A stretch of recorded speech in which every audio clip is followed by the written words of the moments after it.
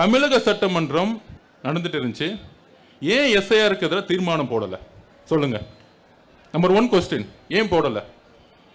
உச்ச நீதிமன்றத்தில் நீங்க மனு தாக்கலுடைய பெட்டிஷன் எப்படி இருக்கு? அதாவது சில பேர் செட்டிங் பண்ணிக்குவாங்க, சும்மா கோர்ட்டுக்கு போவாங்க. அதுக்கு ஒரு உதாரணம் சொல்றேன். வவுஃபுக்கு எதிராக நம்ம தான் கேஸ் போட்டோம். நம்ம தலைவர் சொல்லி கேஸ் போட்டு அபிஷேக் மனு சிங் அவர்கள் வாதாடினாங்க. ஆனா திமுக போட்ட கேஸ்ல அங்க வாதாடவே இல்லை. அங்க இருக்க வழக்கறிஞர்கள் கையை கட்டி சும்மா நின்றுட்டு இருப்பாங்க. ஆனா வெளியே வந்துட்டு நாங்களும் கேஸ் போட்டோம் வடிவேல் படத்தை சொல்லுவாங்களே அந்த மாதிரி நாங்களும் கேஸ் போட்டோம். அந்த மாதிரி வகுப்புக்கு மாதிரி எஸ்ஐஆருக்கு ஒரு கேஸை போட்டுட்டு நாங்க கேஸ் போட்டுட்டோம்.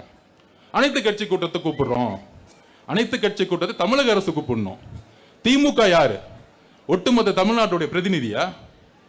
திமுகங்கிறது ஒரு தனிப்பட்ட கட்சி. தமிழக அரசு ஏன் எஸ்ஐஆருக்கு எதிராக ஒரு அனைத்து கட்சி கூட்டத்தை கூப்பிடல?